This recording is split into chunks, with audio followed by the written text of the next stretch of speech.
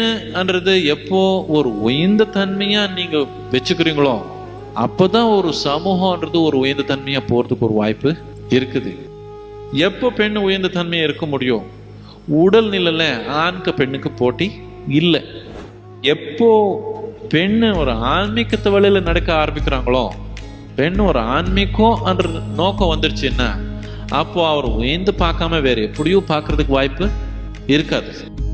உடல்நிலையில போட்டி போட முடியாது, ஆனா உள்நிலையில எந்த வித்தியாசமும் இல்லை. உள்நிலை உணர்த்தன்மை நம்ம வாழ்க்கையில நாம் எடுத்து வந்துட்டா ஆணுக்கு பெண்ணுக்கு ஒன்றும் போட்டியும் கிடையாது, போராட்டமும் தேவை இல்லை. கொஞ்சம் பெண்ணு உள்நோக்கி எப்போ ஒரு படி எடுக்கிறாங்களோ அப்போதான் கட்டாயமா அவரு எல்லாமே அவர் உயர்வா பார்க்கறதுக்கு ஒரு வாய்ப்பு இருக்குது. அந்த சமூகத்துல எப்போ பெண்ணுன்னு உயர்வா பார்க்குறாங்களோ அப்போதான் அந்த சமூகம் முன்னேற்றமா போறதுக்கு ஒரு வாய்ப்பு இருக்குது. இல்லைன்னா வாய்ப்பே இல்லை அதுக்கு.